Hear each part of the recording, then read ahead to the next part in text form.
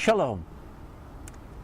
Our Torah portion for this week is Balak, and it is a fascinating story of an enemy of Israel by the name of Balak, the king of Moab, who engages a sorcerer, and yet not just a sorcerer, someone who actually seems to be a prophet, not of Israel, but of a foreign pagan people. His name happens to be Balaam. Balak sends out agents to Mesopotamia to convince Balaam to come to Moab to curse the Israelites as they pass through the land.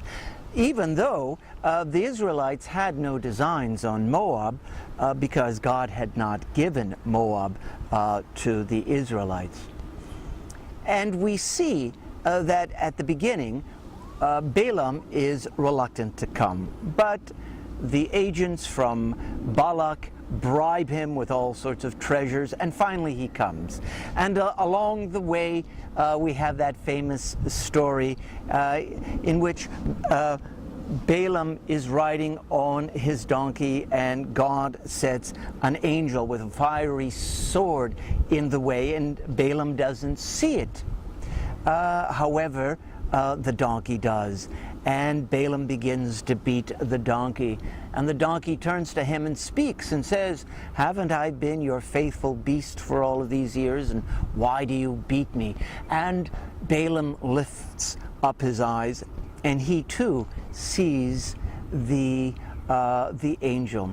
Now, I would like to draw your attention in the Hebrew to the prophecies that were supposed to be a curse that Balaam was supposed to put on the Israelite people that turned out to be blessings. Let's take a look at them.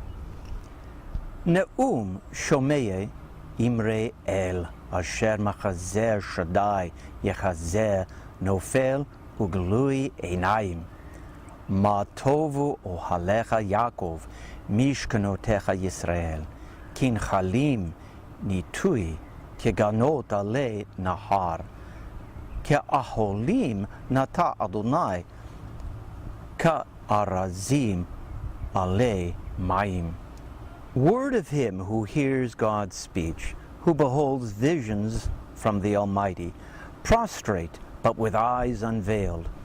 How fair are your tents, O Jacob, your dwellings, O Israel. Like palm groves that stretch out, like gardens beside a river, like aloes planted by the Eternal, like cedars beside the water. Their boughs drip with moisture, their roots have abundant water. Their ruler shall rise above Agag, their sovereignty shall be exalted. God, who freed them from Egypt, is for them like the horns of a wild ox. They shall devour enemy nations, crush their bones, and smash their arrows. They crouch, they lie down like a lion, like the king of beasts. Who dares rouse them? Blessed are they who bless you. Accursed they who curse you. That phrase that I just read, Matovu ohalecha Yaakov, mishkanotecha Yisrael, are very familiar to those who attend religious services early in the morning. In most synagogues, regardless of the branch of Judaism, begin their services with that song. These words from Balaam, who ended up blessing the Jewish people. How fair are your tents, O Jacob, your dwelling places of Israel. Now, much of what Balaam said about the Israelites came to pass. He was a prophet. But here is a problem. Here is a dilemma. Balaam was also a very evil man. Later on, we see that he schemes to destroy the Jewish people. He was not a righteous man in the sense that we would understand that phrase, a righteous man. And yet, he has the power of prophecy. And if you doubt that, you just have to look at what the rabbi said in the Talmud regarding him. In the last part of the Talmud, we read that none arose like Moses, a prophet who spoke to God face to face. And the rabbis go on to say, except there was a prophet who arose among the Gentiles. And they say, it was Balaam. Are the rabbis putting Balaam on the same level as Moses? This is a shocking statement. And yet we are left with the irony that this evil man had the power of prophecy, that God used him to profess certain truths, certain things that would unfold for the Israelites. But this is not so uncommon when we think about it. A question that arises, it's arisen during the Middle Ages, imagine in ancient times as well as modern times. The question is, can you separate some talent, some wisdom that is expressed by someone who's evil? Caravaggio, one of the great medieval painters, someone in Renaissance Italy, who produced the most amazing paintings, was said to be a despicable human being. He actually killed a man over an argument in a tennis match. We don't have to go back centuries to find such dilemmas. Roman Polanski is a good example in modern times. A man who has produced some of the most provocative, some of the most important movies in the last 50 years, movies like Chinatown and Oliver Twist, is accused of molesting a 13-year-old girl. We see that Ezra Pound and T.S. Eliot were, and Wagner, the great composer, were vicious anti-Semites.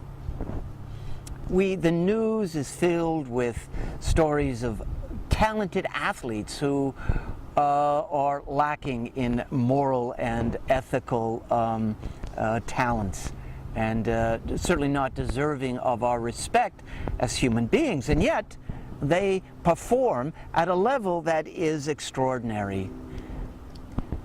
So, what do we do? Can we tease out the wisdom and the talents of from the moral failings of the person who possesses those qualities? In this case, the rabbis seem to have done just that, rejecting Balaam as an example of a righteous human being, and yet using his words. Somehow the rabbis said that it was possible to do that. Now, I think this concept of separating what we feel about an individual and what they have done, the judgment of what they have done, it also has a bearing on a case that just concluded here in Florida a couple of days ago. I'm thinking about the Casey Anthony case, that young woman up in Orlando who was accused of murdering her daughter. And she was found not guilty. And there are a lot of people, including myself, who feel that there was certainly circumstantial evidence that would suggest that she had at least some involvement in the demise of her daughter. And yet,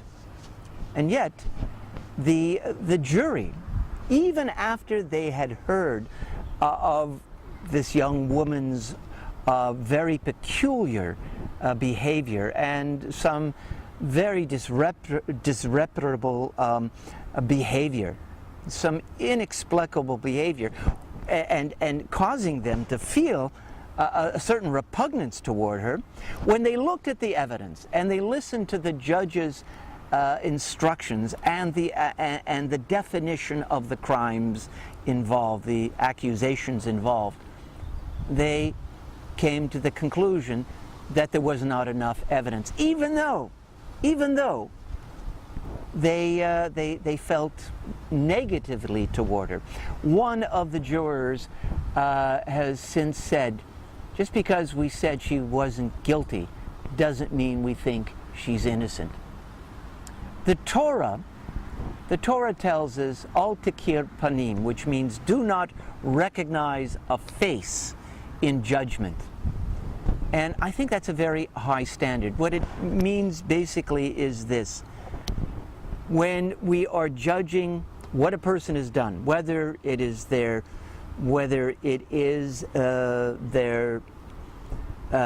work as an artist, as an athlete, as a politician, or when we are judging a person in a court of law, that we need to set aside how we feel about that particular person and judge the validity of what they have done, whether it was righteous or not. It's a very high standard, and I believe that is what this Torah portion, or at least one of the things that this Torah portion, Balak, is trying to teach us. Well, I hope that you read this week's Torah portion and come to your own conclusions. Shabbat Shalom.